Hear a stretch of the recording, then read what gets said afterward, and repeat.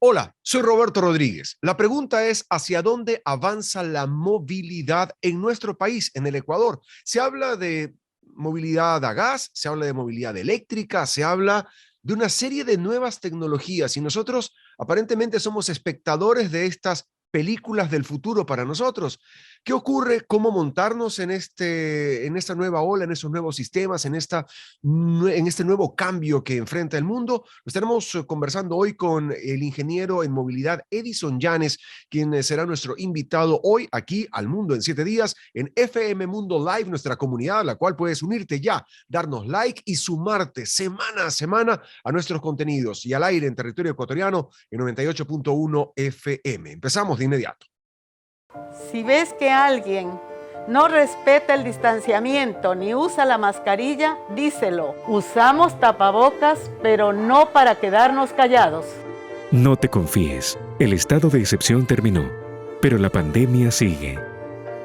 Alcaldía de Guayaquil. Autorización número 0290. CNE, Elecciones Generales 2021.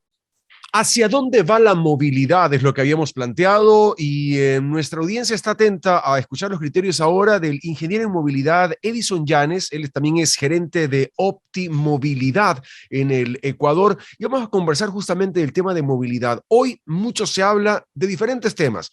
Vemos que el planeta va hacia lo eléctrico, vemos lo que ocurre en otros países con la automatización de la movilidad privada, la pública, etcétera. Nosotros en nuestro pequeño y gran Ecuador, ¿hacia dónde vamos? Edison, gracias por atender nuestro llamado y conversemos un poco de lo que está ocurriendo en este tema. Gracias, buenos días. Gracias, buenos días. Muy amable la invitación.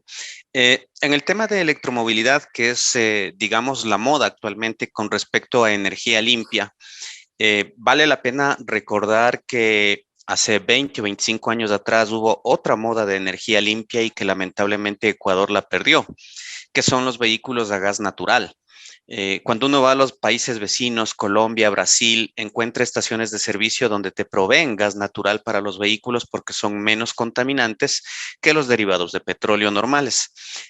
Hace 20 y pico de años había un grupo de taxis que andaba cargado un cilindro de gas, Lo había recuerdo, lo buses que lo recuerdo. generaban. Sí, perdóname que interrumpa, Edison, lo recuerdo muy bien y fue muy satanizado, si la memoria no me es ingrata, el tema de los cilindros de gas en los autos, porque había el sistema de conversión a gas, que te lo ponían el sistema original, mucha gente, sobre todo con carros grandes, con Blazers, con Ford Broncos, esos carros que son motor V8 que consumen mucha gasolina, instalaban los sistemas. El taxismo empezó a poner ya la adaptación criolla de el gas, el cilindro de gas azul, y fue satanizado, incluso te multaban, habían, me parece que multas muy fuertes por utilizar ese sistema y dejar la gasolina. Sí, correcto. Lamentablemente el país, con mucha falta de información, lamentablemente no apoyó la conversión a una energía limpia que en esa época era el gas. Y pasó lo que tú comentabas, hubo multas, hubo sanciones, hubo detenidos, sin entender que era una posible migración a energía limpia. Y lo vuelvo a repetir, sin embargo, en Colombia y en Brasil, donde tengo la oportunidad de trabajar bastante, los vehículos de transporte público ya funcionan a gas y son mucho menos contaminantes que los vehículos a diésel. Esa moda de energía limpia en Ecuador pasó. Hoy estamos en electromovilidad y en 10, 15 años más estaremos hablando de vehículos a hidrógeno que ya se están probando en Europa y que posiblemente en la siguiente ola de energía limpia llegarán a Latinoamérica, pero que en Ecuador estamos lamentablemente también con un retraso en el tema de electromovilidad porque no hay políticas estatales que permitan esa migración. Eh, con el caso de Colombia, lamentablemente lo tengo que nombrar bastante porque visito mucho el país por trabajo. Ya hay más de 3,000 buses eléctricos porque se generó una normativa. A ver, mira, hay tres cosas importantes ahí. La primera, los estándares de conectividad. Así como cuando tú vas a Argentina y quieres conectar tu computadora al toma eléctrico de la casa, resulta que las patitas del tomacorriente son diferentes, tienen diferente forma. Entonces, los conectores tienen otro estándar. Lo mismo pasa en los vehículos eléctricos. Los conectores tienen un estándar japonés, un estándar asiático chino, un estándar europeo, un estándar americano. ¿Cuál es el que vamos a usar en nuestro país? O cómo hacemos que las electrolineras, como las hemos bautizado en Ecuador, puedan adaptarse a los diferentes sistemas que van a venir o cuáles van a ser los aceptados o normalizados por el INEM para poder interconectar. Esto pasó en Chile. En Chile se compró más de 200 buses eléctricos y la marca A tenía un tipo de conector y la marca B tenía otro tipo de conector. Los buses de la marca A no podían conectar en el sur de la ciudad y viceversa, y se cruzaban Wow. toda la ciudad vacíos, con una pérdida energética de tiempo de desgaste que afecta a la ciudad. Esas historias no hay que repetirlas, lamentablemente esa normativa no tenemos en el país y tampoco tenemos la normativa de carga. En el tema de carga hay dos formas de cargar, la corriente alterna, que es la que normalmente usamos en la casa, la que Correcto. usamos en el hogar, y la corriente directa, que digamos son las baterías o las pilas que normalmente tenemos. Las electrolineras deberían tener las dos capacidades o como país definir, vamos a hacerlo con corriente alterna de tal forma que las electrolineras sean más baratas y permita masificar el consumo de energía.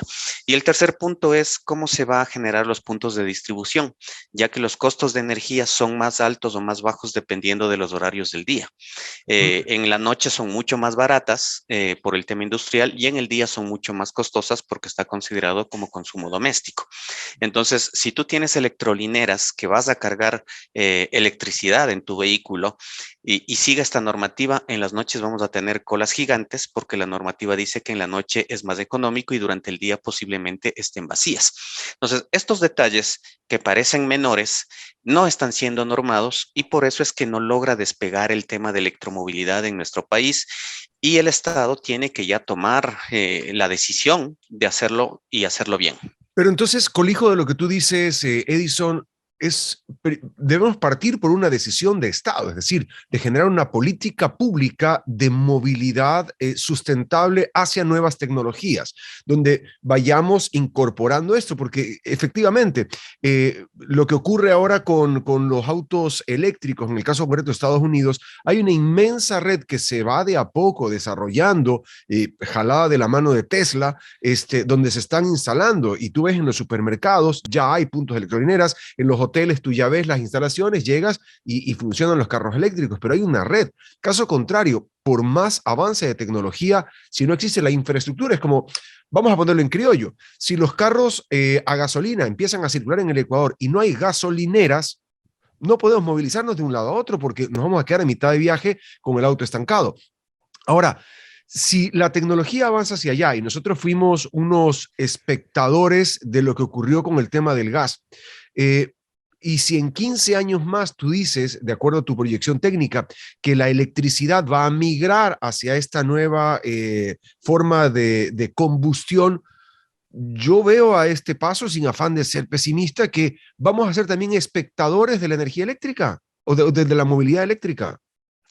Es posible que sí, Roberto. Lamentablemente, nosotros como grupo técnico hemos pedido a 3 ministros ya que atiendan este tema. Se ha presentado proyectos, se ha presentado alternativas para migrar el transporte público, los taxis. El tema de tener electromovilidad en el país puede generar mucho trabajo porque puedes generar ciudades hub, ciudades donde se vuelvan distribuidores de energía, puntos de descanso para los vehículos de carga, que da trabajo a gente en sectores de ciudades no grandes. Y es una política que va a dinamizar mucho la economía y va a traer mucha inversión, porque renovar flota siempre va a generar inversión y posiblemente de grupos grandes, pero no hay ese norte todavía. No lo logro vislumbrar. Hubo un cambio de ministro en el tema del ministro de Transporte, que es quien debería ser la cabeza este momento, pero lamentablemente está un poco todavía demorado. Siempre hay proyectos que hay que atender. Ojalá se logre en los siguientes meses esa atención para que realmente podamos despegar en este tema y que no seamos espectadores, porque sí sería lamentable que perdamos la segunda ola de energía limpia del mundo. Sobre todo ahora cuando estamos hablando de el tema de los altos costos de la gasolina, no solamente en Ecuador, es un problema mundial, agravados por la situación de la guerra de Rusia con Ucrania, etcétera. Tenemos una serie de conflictos alrededor del petróleo y es una gran oportunidad de cambiar, es una gran oportunidad de poder montarnos a esta nueva energía. Ahora, eso en el lado de las políticas públicas y de Estado, al cual ponemos una banderita roja en adelante en favor de decir se necesita tomar una decisión seria, un cambio que no es inmediato, pero que sí debe empezar a marcar una política a mediano y largo plazo en favor de montarnos en esta ola a tiempo y no ser espectadores simplemente de lo que está ocurriendo en otros lados del mundo. Ahora, los carros eléctricos que actualmente o los híbridos que actualmente están circulando en el Ecuador, la pregunta de, ok, hoy no contaminamos, pero mañana sí, digo, en favor, ¿qué ocurre con las baterías de litio que están en esos vehículos? Las que se dejan de utilizar, que valen varios miles de dólares, etcétera. ¿Qué pasa con eso? ¿Cómo se está manejando los desechos de litio de las baterías de los carros eléctricos o híbridos? Hasta hace 5 años atrás no había un proceso de reciclaje de las baterías. Hoy en día ya hay 3 procesos muy estandarizados que te permiten reciclar las baterías que ya no sirven o las que perdieron su vida de útil.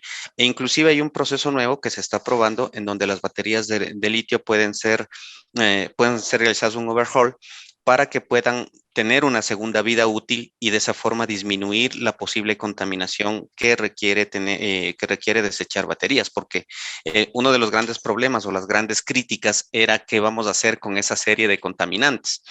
O sea, ya se que está yo te trabajando digo, en el mira, tema. y perdón por la comparación con Estados Unidos, pero tú ves crecer y crecer la cantidad de desechos, y en Miami tú ves como van creciendo las montañas, y esas montañas, qué lindas, claro, tienen unas montañas preciosas con unos pájaros negros que vuelan arriba y todas son almacenamiento de basura. Entonces, ¿qué va a pasar con las baterías? ¿A dónde van esas baterías? Elon Musk, que anda queriendo comprar todo, necesita comprar un basurero muy grande para meter todas esas baterías en algún momento. Y hacia los países de Latinoamérica, donde tenemos desde la falta de política pública para el manejo y la implementación del sistema, no vamos a hablar ahora de lo que va a ocurrir tentativamente con el manejo de los desechos de esas baterías. Claro, esa es una política pública gigante con el tema de reciclaje. Tú ves que en nuestro país no hay la cultura de reciclaje desde la basura común y obviamente parte también por un tema de política de Estado. La movilidad sigue migrando. No es un problema menor el tema de los desechos. Ocurre hoy con los neumáticos. Todos los neumáticos en muchos países son reciclados y son vueltos a convertir polvo de caucho para que puedan ser usados en otras actividades y en Ecuador se lo hace muy poco porque tampoco hay la política, lo mismo con el plástico y lo mismo va a pasar con las baterías si no tenemos estas políticas implementadas. Más allá del gobierno, Roberto, creo que es necesario que como sociedad civil se siga presionando. Parte de mi trabajo siempre es presionar por estos cambios. Tú decías, la movilidad cambia en muchos sentidos. Tú debes ver en otros países que los vehículos son ya muy automatizados y existe protocolos inclusive para conducción automática, que se conoce como MaaS, Mobility as a Service. Entonces, es una nueva tendencia tecnológica en donde los servicios de movilidad están en la nube, como una red social, como cualquier programa actual.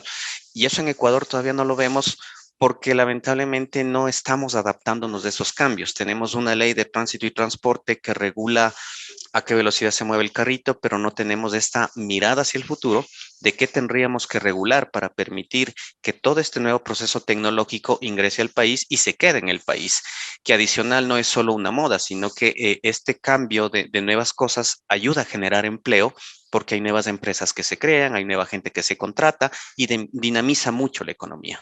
Totalmente de acuerdo contigo, Edison, en ese sentido, porque es capacitación a gente en nuevas tecnologías, transferencia de conocimiento hacia los nuevos técnicos que van a incorporarse a estas nuevas tecnologías de electricidad o de nuevas movilidades, la capacitación a nuevos mecánicos, la capacitación a nuevos sistemas de mantenimiento, etcétera, etcétera, etcétera. Es una nueva industria que está nueva, de cero, y en la cual hacemos un llamado también a la coherencia para poder montarnos en esta ola que no es una moda, es es hacia donde el mundo está caminando y avanzando. Edison, te agradezco muchísimo los criterios valiosos con los que has aportado a nuestra audiencia, con la cual trabajamos semana a semana en favor de un futuro mejor. Te mando un abrazo a la distancia. Edison Llanes, ingeniero en movilidad y gerente de Optim Movilidad. Gracias por estar con nosotros. Gracias, Roberto. Un placer estar contigo. Muchas gracias. Si ves que alguien no se lava las manos al llegar de la calle, díselo. Pídele que se las lave. Usamos tapabocas, pero no para quedarnos callados.